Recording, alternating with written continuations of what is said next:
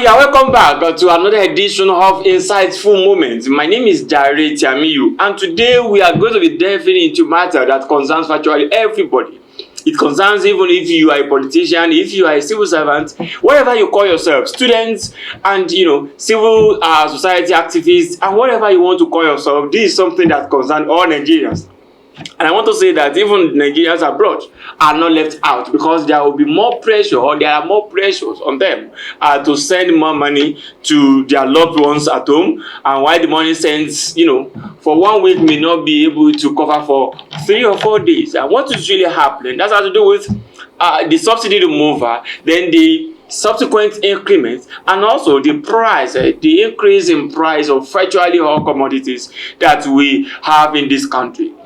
And let me put it on record that according in the visual that you will be saying that the civil society activists started the protest. It started in Benin last week, and earlier this week on Monday in Osun State we had protest led by a coalition of Osun civil societies, and they are demanding just 3 things. Number one, they want palliative to actually cushion the effects of the subsidy removal, and also they are asking for the government not to commercialize education, because all federal institutions have been announcing increments in in school fees. You can see from 45 to 200, from 19,000 to 200,000. Those are the figures that we have seen from Unilag to BUK to mention those federal universities, Unimed, Unijos.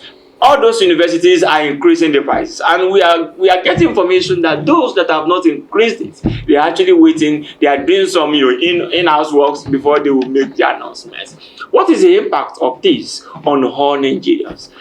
And today I will be joined here by one of those persons that were on the street on Monday in Osun to protest all these increments, all these policies of our President Bola Tinubu's government. We'll be joined by Comrade Ayo Ologun. Comrade Ayo Ologun, thank you for joining us. It's a delight. Thank you for having me.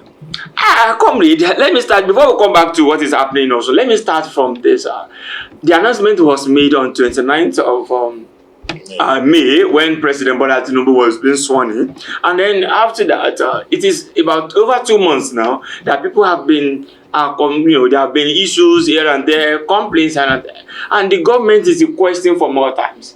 Are we saying that we cannot wait for more times as requested by the government? First and foremost, it is important to state clearly that whoever finds himself in position of authority, either as governor or as president, asked for the job. It was not dumped on their laps. You campaigned, you asked just for fault. It's like someone applying for a job and you are eventually given, and you are telling your employer, please give me some time, let me go back home and reach so that I come back to answer your questions during the interview. You have simply lost that job. There are not 2 ways to it. So as presidential candidate or as governorship candidate, as the case may be, the process of writing your resume and requesting for a job were the prime time of the campaign.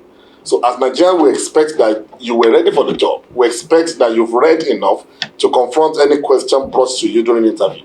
But it's unfortunate that we had President Bola Tinubu being elected as president. 2 months after assuming office, you are coming back to ask us for more time for a pain that you are inflicting on us. One would have thought that between the time he left, he won election where he was declared as the winner, and the time he was sworn in, that was pretty over 2 months. One would have thought it was long enough to have made necessary consultations, necessary plans. As president-elect, he had access to any information he wanted. He could simply have made requests from the NPC for report and all of that. So 2 months before you were being sworn in was long enough to have made preparations for what you wanted to do.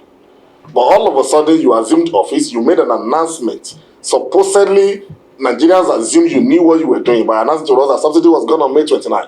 2 months after the removal of subsidy, you are still telling us to give you more time for you to decide what you are going to give to Nigerians as cushioning effect for the removal of subsidy. That, for me, is failure. It's like a man going into an interview, asking the interviewer to allow him go back home to go and check a portion of his handbook before he comes back to answer questions. So for me, asking for more time is a sign of failure in itself, and is an attempt to overstretch the confidence or to overstretch the patience of Nigerians. Nigerians are patient enough. 2 months of this excruciating pain and sorrow, other countries could not have beared it. But let's look at it from another perspective. There was a kind of increment from 500 or 488 in Lagos to 575 now, and 617 in some states, 620 in some states. And according to NNPC, they said these things are determined by market forces. Are we saying that Nigerians are immune to market forces? There's something that we seem not to understand when we're talking about this issue of fuel. Nigeria is an oil-producing country. We are not supposedly importing fuel for using the country. We are producing.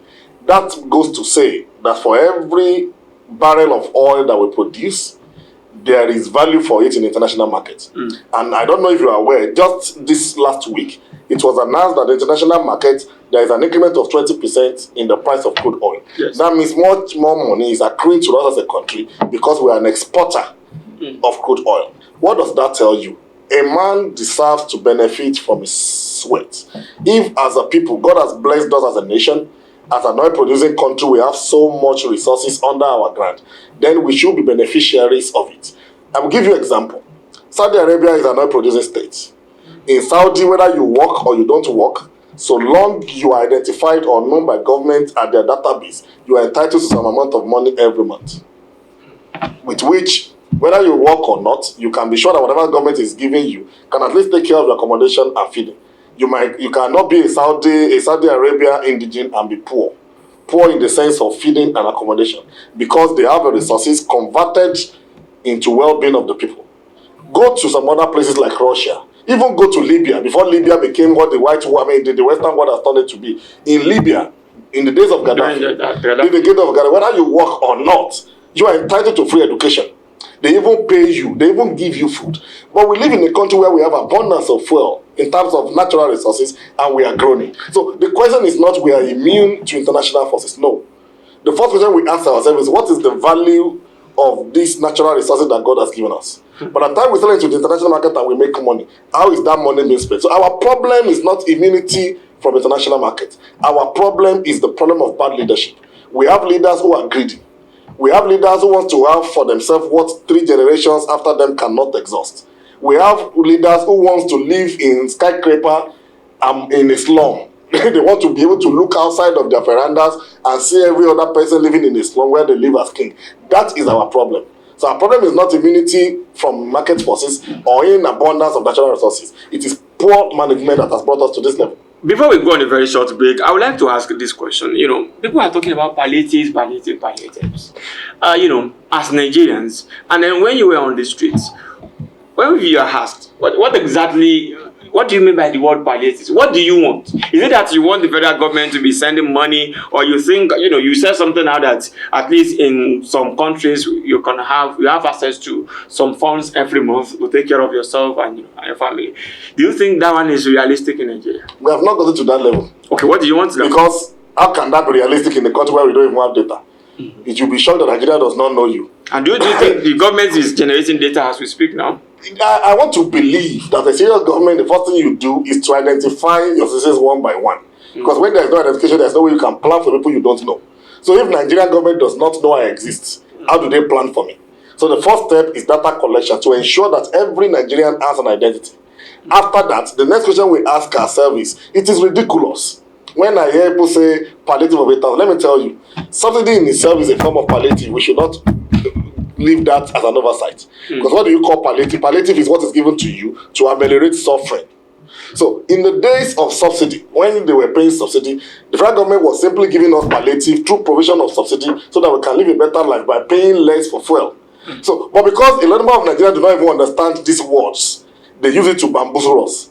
Subsidy in itself is a form of palliative. But now you are taking away that palliative that is generally acceptable to everyone. Market women, farmers, and whatever, we are all beneficiaries of that palliative. We are taking away that palliative called subsidy. But President Muhammadu Buhari administration does not believe that everybody benefits from it. Who does not? Several times the spokesperson of that government will come out. That is poor. No, the spokesperson of that government will come out and tell us that they cannot be using the funds meant for Fulani in Kebbi to help market women in the south. That some people are not benefiting from this. The Fulani in Nasarawa, wherever you call it, they don't use vehicles to transport their cows and rams to the city. But I think that is the They don't use vehicles to move fertilizers to their farms. Look, it is the management of the subsidy itself that is problematic, not the subsidy in itself. But we have a situation whereby some people have become billionaires in the name of subsidy, when they are taking what is supposed to belong to you and I, appropriating it to themselves. And until that takes me to the issue of accountability. Until we go back, because what I've seen is President Tinubu saying that look, we can go ahead, we should forgive them, we should let go of what. Look, we cannot let go. It's like a thief coming to your house. The thief has stolen from you, and you are lucky to catch the thief. And you are now saying, oh yeah, drop what you have stolen from me and just go away. Will you do that? So if you won't do that as an individual, if it is impossible, then as a nation, forgiveness is not a question. We should be able to call these subsidy thieves to answer. The money you have stolen from us in the name of subsidy, account for it. Give it back to the country so that it can be used for provision of amenities and issues of public interest. It is only then that we cannot be beginning to talk about, okay, other profit that I made, how do we share it? Not the sharing of 8,000 per head. That is no subsidy in itself. I mean, that's no palliative to say. Okay, well, that's not palliative. We'll go on a very short break now. But when we are back, I will take you up on what next. Now the protest has started. Is it continuing? And then what exactly do you think the government should do within this time and maybe the next 1 week? And also, we'll come back to Osun State. We have the commissioners and the cabinet. Then what is your reaction to that? So we'll go on a very short break, and when we come back, we discuss. Quality healthcare is essential, but in many instances, costly. Are you thinking of enjoying standard healthcare in Osun State without being unnecessarily overstressed or overstretched financially? Osun Health Insurance Scheme is for you. To register, log on to www.osia.com.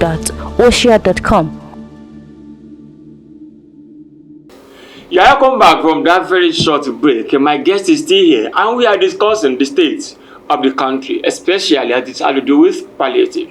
My guest is Comrade Ayo Ologun, a member of Osun Civil Society Coalition. Comrade, thank you so much for staying with us. Thank you for having me. And let me now ask this question, as I was saying the other time. When we say this is what now that you are on the street already, what next? Is it that the protest will continue, or it's just a kind of signal? I think it's just important to look at how did we get here. Okay. Over a week ago, the coalition had a press conference where we addressed the media and we highlighted the varieties of problems confronting us as a people, confronting the nation. We also suggested solutions to some of those problems, and we also made demands. But I remember that at the closure of that press conference, we stated clearly that if after 7 working days, the federal government fails to heed any of our call or take any of our advice for action, we are going to call out the people to the streets. A lot of people said, oh, they were making out, oh, they will not do it, oh, it's just a threat. We waited. That 7 working days elapsed last week Friday. And of course, Saturday, Sunday was a weekend, so we waited to hit the road on Monday. And when we hit the road on Monday, between the night of Sunday through the morning of Monday, I hardly slept. Myself and some other leaders of the coalition hardly tasted sleep.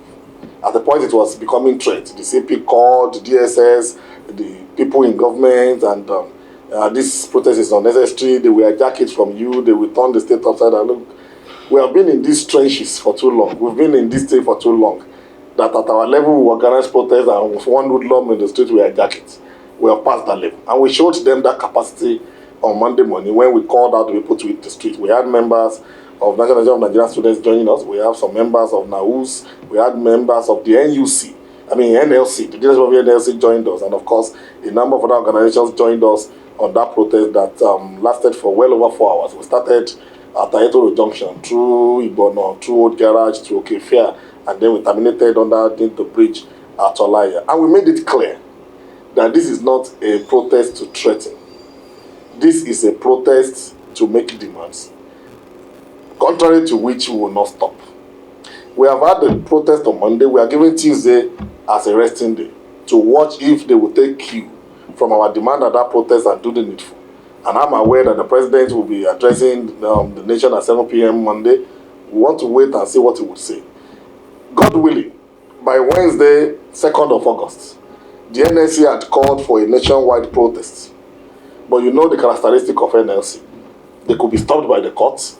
They could enter into negotiation and the protest will not hold. So I can tell you for a fact that if by Wednesday, NLC goes ahead with their rally with their strike and rally. The civil society organization in Osho will join them and will make it a mega rally. But if for whatever reason, seen and unforeseen, NLC failed to go ahead with that protest on Wednesday, we will hit the road again on Wednesday. And when we hit the road on Wednesday, it will be sustained through Wednesday, Thursday, Friday, and continually until our demands are met. So is it going to be like the 2012? Because I remember in 2012, it was a total shutdown of the country. No movement. The roads were converted to playing ground. Is it going to be something like that? Do you think it can generate to that? That is where we are getting to. What we did on Monday was to close down one section of the road all the way from Ayetoro up to Olaya, while we allowed the second side of the road for traffic movement. That is what we call partial occupation. Sure. But if by Wednesday things continue this way, I can tell you that it will be a total shutdown. And of course, when we say such a shutdown, there will still be a few places where people can maneuver their way and pass through. But I can tell you that all the central area in Osogbo will be fully occupied by Wednesday if whatever is the outcome of the presidential address by 7 p.m. is not palatable. Okay, we'll continue to watch that. But before I let you go, Comrade Ologun, I would like to look at this. During the address of your group, your Zoom mastermind, you raised something during one of the addresses. You said the cabinet of the government should not be too large. What we have now, we have 69 cabinet members, though even though all of them are not cabinet rank, but we have 35 that are cabinet rank, and then we have another 24 that are not. What will be your own reaction to this? You know, if a government will fail or succeed, by the kind of step it takes at the onset or at the twilight of its administration, either at the onset or at the twilight. For me, the Demola Adeleke administration is not showing any empathy to the people. One of the reasons why Nigerians are deviant about this fuel subsidy of the thing is because the leaders that are calling us to endure, the leaders that are calling us to persevere, they are on a daily basis threatening us with affluence. Because if you want us to persevere and endure, you're supposed to show signs of the fact that you are also cutting down on the pleasure that you enjoy. But what you see are our leaders still moving around in long convoys, even at 600 naira per litre. You still see them in long convoys provided for by the state. We have asked, shrink the ministries and agencies. Combine as many of them as possible so that we can have the job of 2 or 3 men being done by one, so that we can conserve money. Because the more people you appoint, the more money you spend on overhead. You furnish their offices, you provide security for them, you provide allowances for them, they will pay base salaries and emoluments, you duplicate whatever is in one office for them. But what do you see? Instead of shrinking administration, they are enlarging it. Whether at the federal or the state government level, they are not better than one another. They are busy creating new ministries, creating new agencies, duplicating duties, creating money for the boy, job for the boy, at the expense of the people that have elected them into office. So for me, it's an indication of likely failure. Please mind my word, likely. Because if care is not taken, this administration will fail if it continues to toe this path. If at this time that we are struggling to feed as a people, and you're supposed to be keeping money for better things infrastructurally, you are busy spending that money on overheads for appointees and what have you, then that administration is setting itself up for failure. Because how on earth would Oshun be thinking of 35 people in cabinet? For every executive state council meeting that is held, a number of hundreds of thousands are spent per sitting. Because apart from media coverage that is provided for every council meeting, they provide refreshments and some other things. So these are people that, as cabinet members, they are entitled to official vehicles. Each of them will have access to a permanent secretary, directors under them, offices will be created, they'll be talking about painting, furnishing, new vehicles will be bought for them as commissioners from the common patrimony. That is not too good at a time like this. And but what about those that are saying, this is very important in order to, to have this spread across the state and to also empower some people? How do you justify the job that a director can do in a ministry and you now create a ministry for it? What is the meaning of Commissioner for Federal Affairs? What does the Commissioner for Federal Affairs do? When you have a director that can do that. You have a liaison officer in Abuja, you have a liaison officer in Lagos who can take correspondences from these places and forward them over to the state for a director sitting at a desk called the federal desk to handle. Now you create a ministry for that. That person too will be thinking of a permanent secretary. Then how do you justify that you now create the job of protocol, which a director in the ministry can handle. You now create a ministry of protocol. It's insane. It's unheard of. Because what does a commissioner for protocol wants to do? So his duty will be to schedule meeting between the governor and people. Is that what you call? Is that enough a job for a commissioner? You now splitted what could have been one ministry, you splitted it into two. You now have Ministry of Education, you now have Ministry of Higher Education, you now have Ministry of Science and Technology. What is education? What is higher education? A director can sit at the desk as head of higher education, head of SUBEB, which is secondary education, head of UBEB, which is primary education, all of them converging under a ministry overseen by a minister. But you now see it being broken. That is not smart, and that is not the way to run governance. But you know, at the federal level, we already have 28, and then we are still expecting, several more. That even of the federal government. I am one of those who are calling that enough is enough. It's an aberration that we begin to have minister for, minister of. It's an aberration under the law. The law is clear, we understand. You must have a minister each from each state, 36 states. But they necessarily do not have to duplicate their duty. When you have two ministers in one ministry, doing what? So we can still afford to have 37 ministries at the federal level, manned by one minister each. Not when you now have 30 ministries at the federal level, being manned by two ministers each, minister for and minister of. That is 60. So if we're asking for abolishment of duplication of duty at the federal level, it shouldn't be worse at the state level. Okay, comrade Ayo Ologun, thank you so much for this moment. I will believe that as we move on, I will continue to be part of this. However, some people are still be saying that the state governments, they are the ones that have money. And then you know what happened to your state governor on Monday when the civil servants locked him outside his secretariat. They were demanding for palliatives. And then if you look at it from other angles, some are saying that, there are 70 billion naira was shared across the three tiers of government. And 7 billion was allocated as palliative for the National Assembly. For the National Assembly. And you and I, as nobody in the existing called Nigeria, to be given 8,000. Okay, that's a very good one, but we have to call it a day. Comrade, thank you so much for joining us. And we believe that as we are monitoring, when we have reason to also call you, will join us. And that was our show for today. Thank you for being part of it. My name is Jare Tiamiyu. See you some other time. Bye for now.